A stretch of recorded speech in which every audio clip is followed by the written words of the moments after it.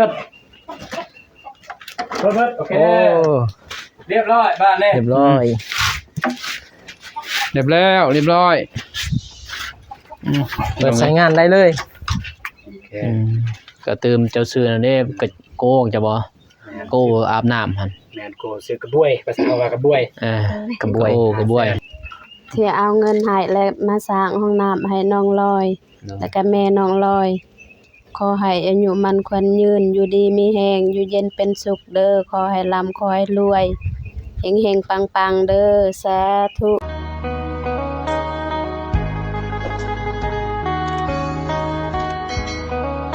เปิดภาพมาบัดนี้อยู่มาทางบ้านแบงอีกพี่น้องเอ้ยมาอันน่ะสวยอายบ่ตูนพี่น้องติดประตูห้องน้ำพี่น้องติดคนเดียวบ่ได้ก็มาครับอายบ่อนุพี่น้องเอ้ยก็มาฮอดทางบ้านแบงหลังจากออกมาแต่เอื้อยเฮือนเอ้ยเดิมพี่น้องเอ้ย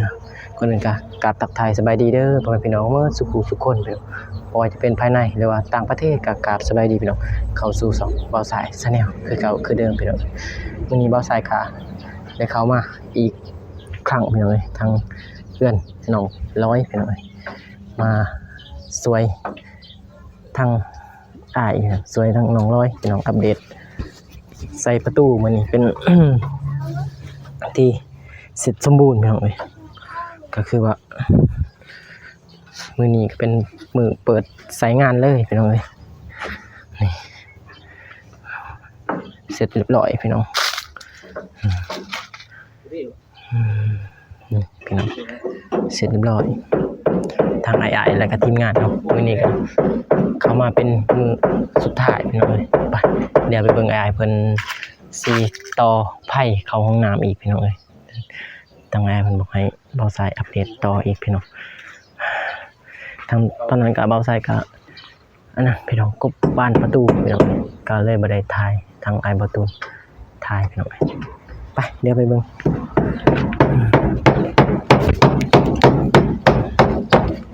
สวัสดีเด้อไอ้สวัสดีพี่น้อง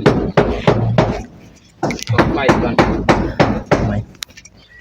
ต่อแบบซุปเอาเด้อเห็นบ่เวลาสิมาก็ซุปแบบสิมาถ่ายพอประหยัดไฟนิดนึงเด้เดี๋ยวซุปไอ้บ่ตูนสวัสดีเด้อไอ้โอ้สบายดีเด้อตอกทอนะเก็บรายละเอียดแม่น้องลอยเพิ่นโดยเดี๋ยวไม่ถึงบ่ได้มาเด้แม่น้องเพิ่นได้ใส่แล้ว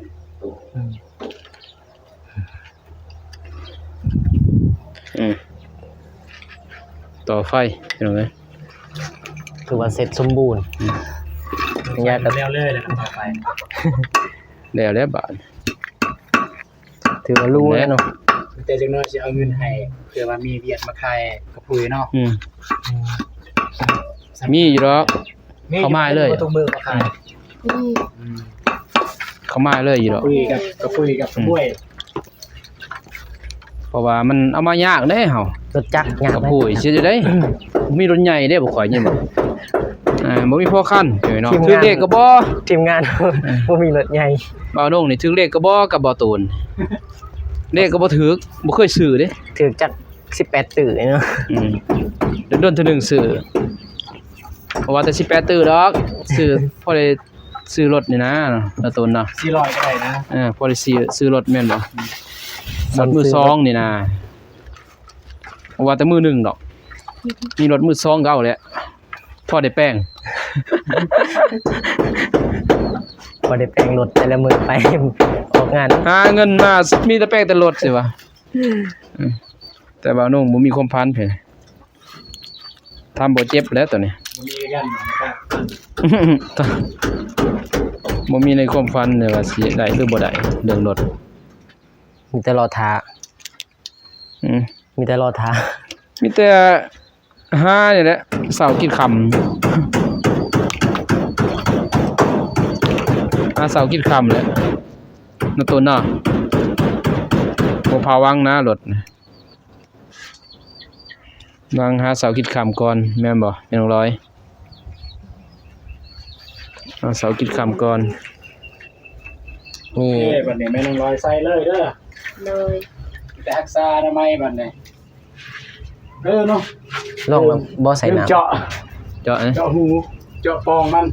ปองอันนั้น เบิ่งสิน้ำมันลงอยู่ไส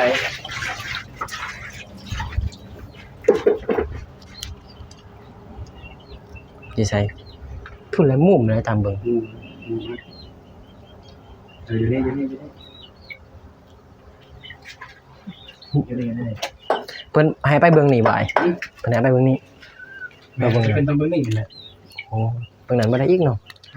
เบิ่งล่างบ่ได้ บุญก็มันก็เปียกข้างล่างเด้กระเทินเลยบอลระบายน้ำให้บอล โอ้ เลย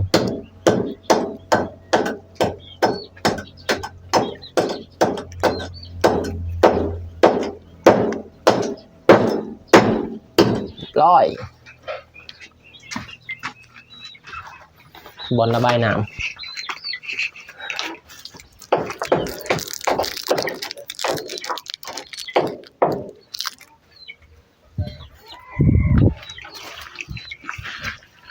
จะใส่ท่อบอลนี้นั่นแหละปูนเบิดที่ซื้อกระเทินเลย กระเทินเลย ก็ได้สิไปเอาทอกัน ใส่ท่อสำนักนะครับถ้ามีปูนนี่แปะปูนใส่ เนาะ บ่ใส่ก็ได้เด้อ ตัวทอระบายน้ำบ่ใส่ก็ได้แต่ว่าระบายซื่อ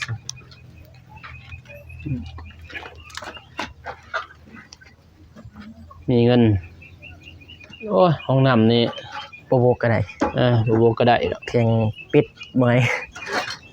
มื้อเราสิไปนอนเนาะแต่สำนี้ก็แล้วพี่น้องเอ้ย นี่ก็ดีใจ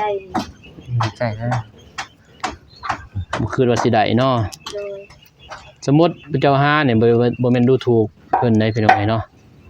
ถ้าว่าห้าเนี่ยจักปีสิได้กล่าวว่าห้องน้ำ บ่มีความหวังเลย แต่เอากันนี่กับผัวนี่จักปีเลยเรื่อย 3 13ปีแล้วบ่ 13กับปีนี้ 13ปีนี่ 3 ปี อืม เขา2026ตะกี้ก็อยู่กระตูกนำไม่ไง อยู่นำกันกับแม่ใหญ่เห็นบ่ ได้ เอออยู่เทิงแล้วเนาะคอยนี่ว่าแบบนี้แล้วสะดวก ฮะ เปิดอาบเลย บ่ใส่คุย เครื่องแบบนี้ เฟื่องไหน แต่ว่าเปลืองหนามเลย อืม ลองบ่ไม่ได้ลองบ่ใส่หนามเลยลองใส่ ยังไม่ลองนะเนี่ยนี่ก็สิลอง ลองเบิ่ง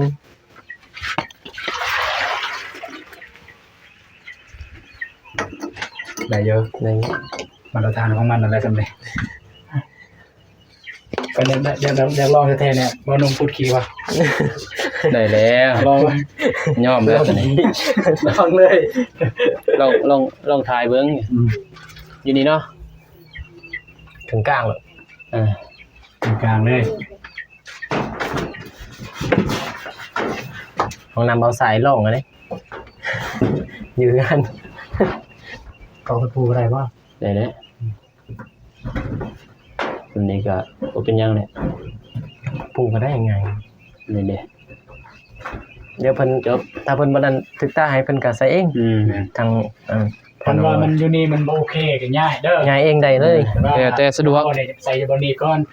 มันบ่โอเคสำหรับแบบผู้เจ้าผู้ใช้อ่ะนะ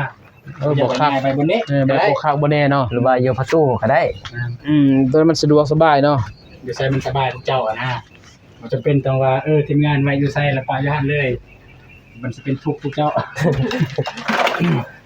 บ่ถูกดอก ทีมงานป้าอยู่ใส่ก็สิว่าป้าอยู่หั่นเลยนะ อ้าว ตัวเองถูกบ่ได้ ย่างเหมือนฮอดไส้ เดี๋ยวเอ้ย บนประตู รถสั่น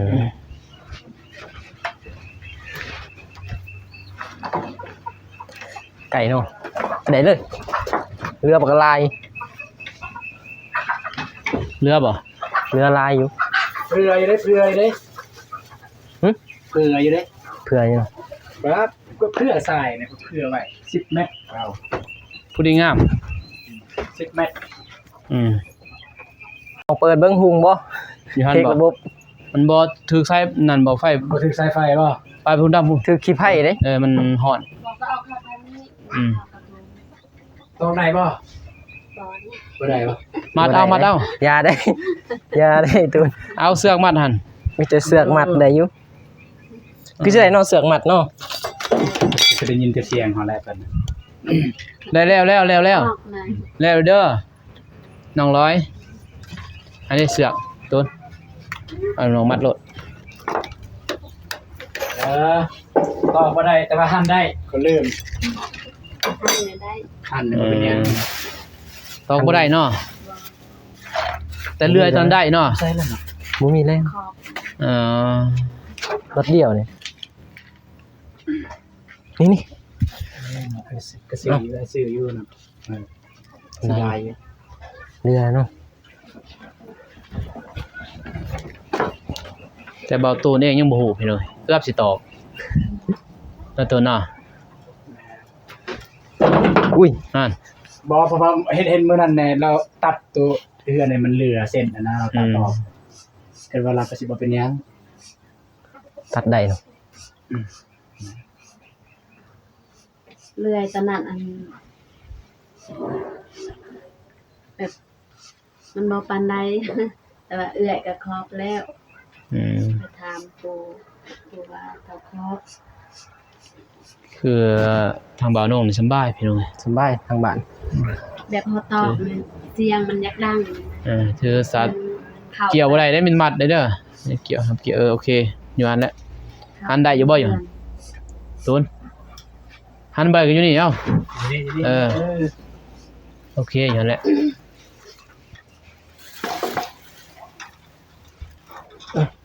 เอาอยู่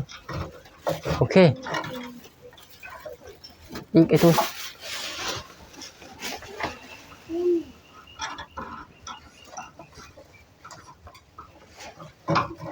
โอ้ย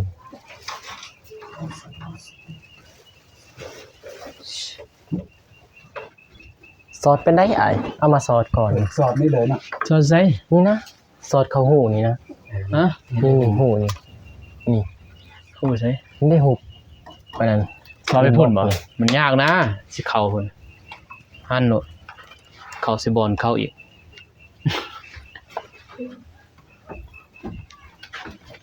นี่ไอ้ตูนเอาใหม่นี่เน็บใส่อันนั้นไหมใส่แผ่นนี่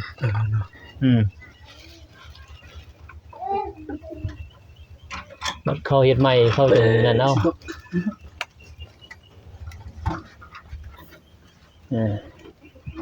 ได้โอเค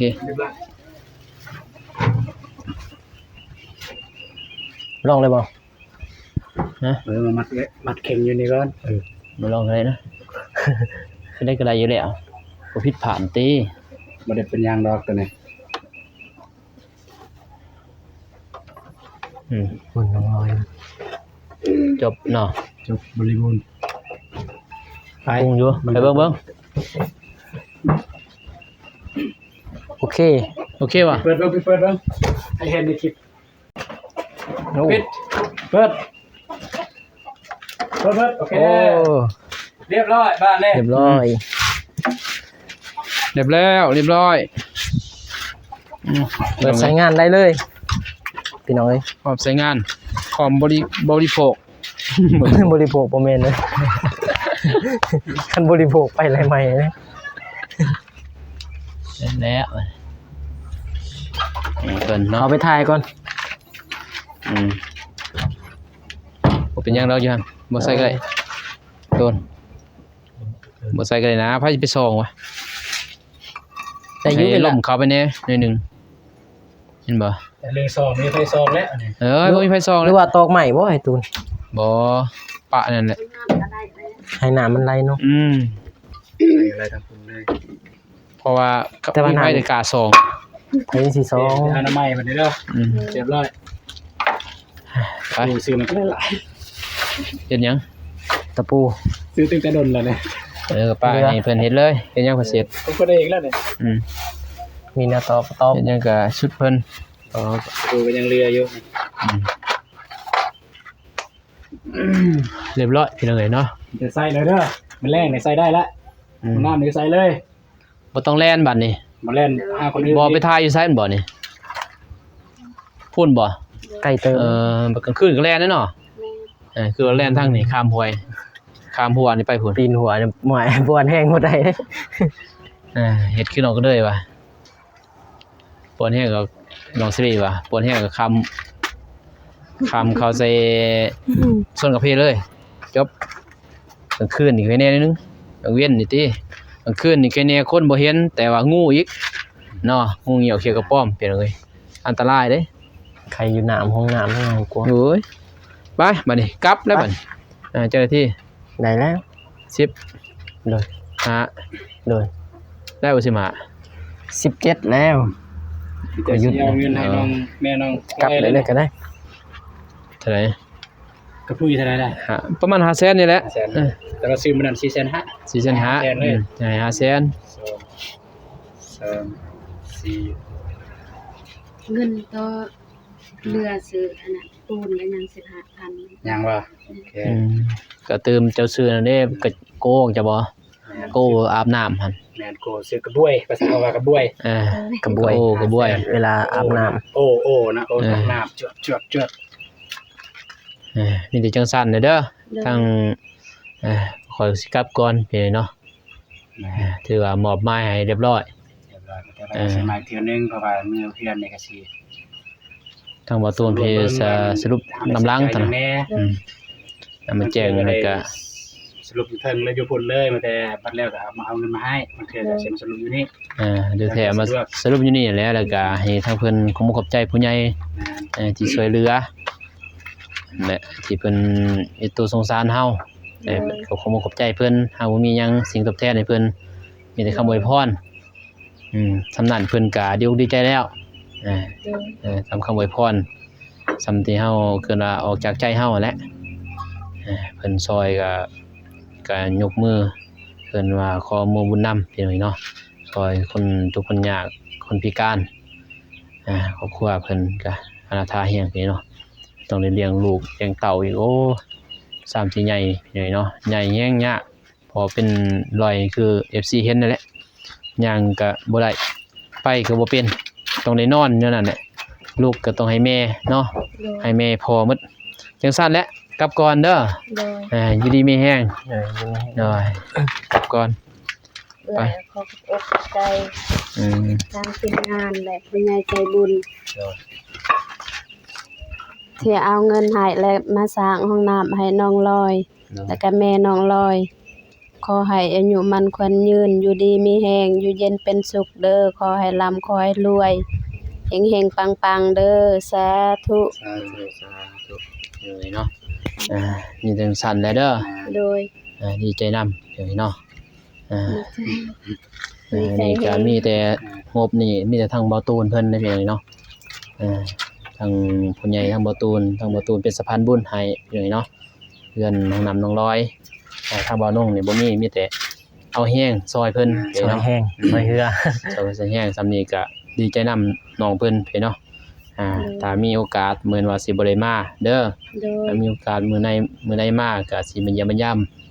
โดย มื้อใดสิคือว่าไปแล้วเลยพี่เนาะสิมาจอบน้องเพิ่นนั่นแหละมาเบิ่งมีสมมุติมีผู้ใหญ่ใจบุญหรือว่ามีบ่าวน้องมีเล็กน้อยอีกซื้อนำน้องน้ำนมหรือว่าซื้อให้เพิ่นสิแวะมาหาน้องเพิ่นไปพี่น้อยเนาะจังซั่นแหละกลับก่อนเด้อ โดย ไป ใจเลยนะ เนาะ ไม่แต่คือเอื้อยเว้าแหละย่านเขาคลำบาน เลยเดี๋ยวจะจดเบอร์ให้ ยิ่งเขาวานเขาเริ่มต้นนับแต่วันที่6เดือน2นี่แหละ ผ่านกระจักจดเบอร์ เอาทานไผ่นะ เอาก็เอา ไป เอาบิ๊ก คิดบ่เขียนบิ๊กบ่ได้ดอกบ่เห็น โอเคพี่น้อง นี่เด้อ บ่ใส่ก็สิได้ออกเดินทางพี่น้องกลับเมื่อบ้านกับทีมงานพี่น้องเอ้ย